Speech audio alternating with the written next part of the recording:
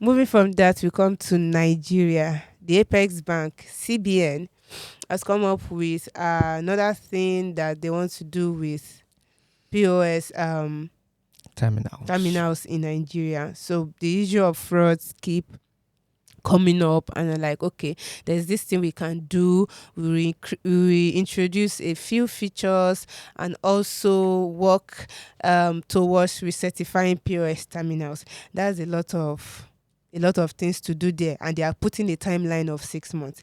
Now my question is, first of all, what does this recertification even entail? What does it entail, and what else is the plan?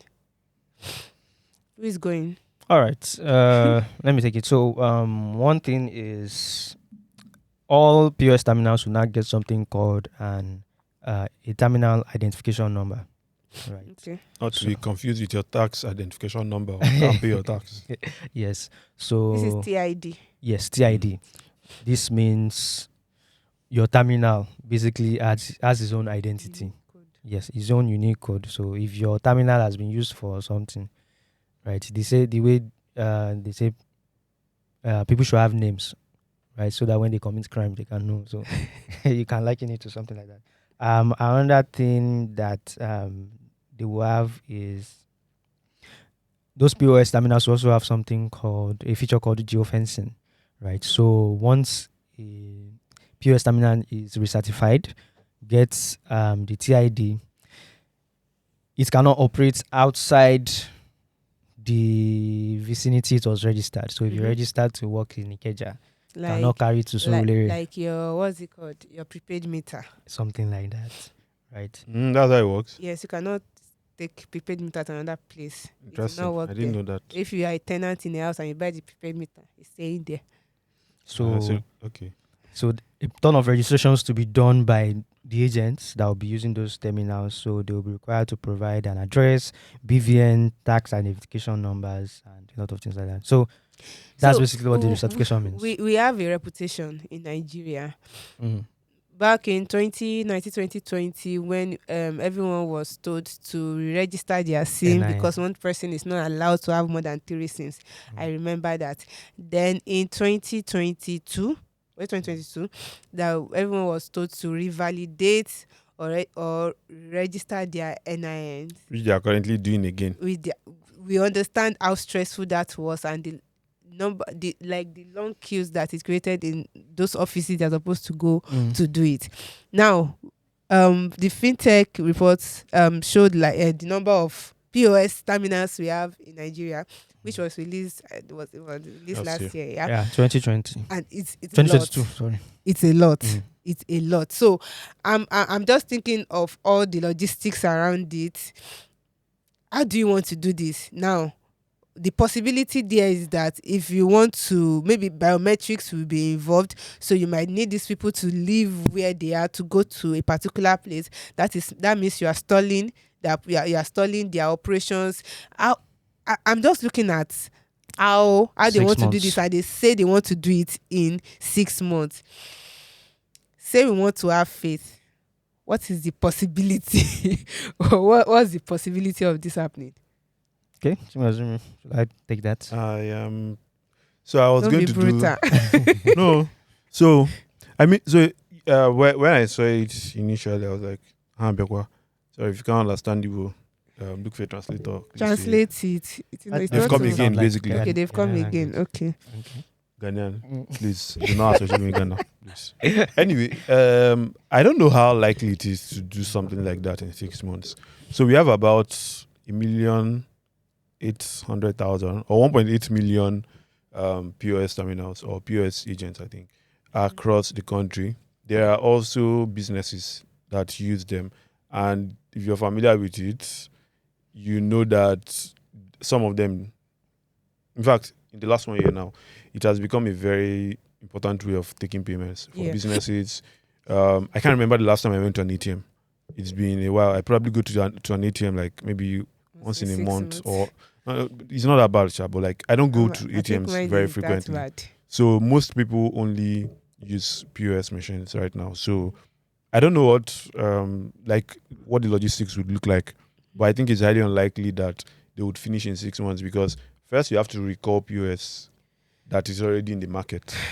If you are recalling the POS, let me just go by what Nigerians typically do. The people you're telling to recall it they will not just come on that first day and submit to the POS, because what it means is you give them a deadline that it's going to stop working. you cannot so a do day that. Before that day, We've seen deadlines very well. Well, the possibility of recalling it is low. So this is different from your NIN, right? Or unless you make it useless for them, then they will come and reactivate it. If not, here's the problem: you cannot take that risk because it's not them that will suffer. Like I said, POS agents, POS machines are deeply entrenched in Nigeria's financial system. Yes. If you recall a third of that, I don't know how you want to do it. Maybe I don't know. Maybe do you want to do locations by location? But regardless of how you do it, that recall process is going to be a very serious problem, right? Assuming you want to do that. But let's say they are not going to recall it. Let's say it's just something as simple as pushing a software update. Again, this is because the CBN is kind of light on details on how this would work. But if it's just a software update, it kind of is easier. So all they have to do on their end is just push the update, and then the the agents have to like go online, put in all those details. Hopefully, it doesn't mean that they have to go to a place physically, because if they have to go to a place physically, it now adds extra work for them, and they may not be very keen on doing that. So that's the problem. How would this be rolled out? Last week we were talking about the fraud flagging feature that they plan to release. The CBN has been on a roll with regards to regulation. They've been releasing quite a lot of regulations in the last 2 or 3 months. So without those details, right, we can't really say how this would work. But hopefully they do not have to recall POSs in order to do this, because I don't know how it's going to play out for most Nigerians if POS terminals are recalled. So you mentioned something the other time. The reason CBN is doing all this at all is because of the cases of fraud that happen with POS. And I'm wondering that many of these things you are saying are supposed to be to stop fraud. One, their implementation is going to take long, and within that time you can believe and expect these people that commit these frauds to find loopholes around it already, even before you finish implementing it. That said, I'm wondering, what is geofencing doing with reducing fraud? Okay, I understand that it helps to know the location of that person, but the limitations it brings to it is more than the benefits for me. So let's before we look at the limitations, right? Let's look at the benefits first, right? Okay. Maybe Chingo, I think Chingo's name is big on the limitations. I'm big on the benefits. I am not an opposition of the CBN, but interesting. No, I am not. Okay, so it has benefits, it has limitations. The benefits are, so you can, in a way, triangulate where a POS is. And if going by the little I know about how geofencing works, you can turn it off remotely. You can turn the POS off remotely. So assuming a particular POS machine has been flagged repeatedly, I don't know how that will work, especially because they're using it for fraud. If this is for businesses, I know how easy it can be for maybe someone that you check your screen or whatever, and you see that the POS machine that was supposed to be in Yaba is now in Ikeja. You just turn it off immediately and then figure that out later. But for something as simple as fraud, you are now dependent on people reporting a fraud incident immediately it happens, and hopefully they can give you accurate details of that POS machine. And I still don't know how that will work, because it's a very difficult thing. So I'm trying to work through it. I go to a POS in front of me. I am defrauded, and maybe I discover it 2 days ago. I was talking to someone now today, and she said when her own happened, it took her 2 days before she could complain. No, not before she complained, but she used the POS today. 2 days later, she's seen withdrawals from her account. Shit. So between that period, hopefully I've not done too many financial transactions. I'm now wondering, okay, where did the problem start with? So that could also mean that geofencing may not fix the problem. To be clear, I don't think that anybody is going to eliminate fraud. Actually, I don't think you can. Geofencing can eliminate that particular So because problem. you know why You know, most of the POS terminals you will find outside now are Android, and they carry SIM cards. Mm-hmm. Yes, they are connected to the internet for it to be usable. True. You get, so the way you can track phones, Mm-hmm. you can also do that with Android POS. It's Well, I don't know if you can. the I geofencing will don't probably know. make it a lot more easier. Easier. So here, But- what so because geofencing does? Because geofencing with like it will yes. it will So that's restrict it. a half problem because it restricts where those POS machines can be used. can be used. For them, it now means that if you were living in Lagos and you move to Abeokuta, you Becomes cannot useless, so you have like to you have drop to do it. something else Yeah. I in order for disagree. you. No, that's Okay. that's how it works now. If you move Okay, out they are of a waving flag particular, if you move out of I know a how it works, particular but location I still that you disagree. walk, wait, are you disagreeing on how it works I'm or not what? disagreeing on how it works. Okay, go I'm ahead. disagreeing on, okay, so like you said, like one common form of POS fraud is you use your POS somewhere, right? Mhm. And then they're able to get your details and authorized transactions on your behalf, right? Mhm. And then you start seeing debits when you get home. So what most of those people do is, because they can't do it at the same place for a long time, they have to move around. Mhm. So geofencing stops them from doing that. For someone who is not a fraudulent POS agent, right, and then there's a need for you to move, I'm sure that, or there's a possibility that you can talk to the company that has issued you that POS terminal and tell them, okay, you need to move. And then they register you, okay, you used to be in Surulere and now you need to move to a new state, right? We'll recalibrate the old geomapping or geofencing thing and then calibrate it for that particular location. And then you can go work there, right? Unlike those that use it for fraud, those ones need to move around very often. But why would somebody that is not doing anything fraudulent want to move from go and work in do agent in Surulere today and tomorrow they are going to another new So state? that's you entirely? assuming that it takes them a short period of time to move. That's one.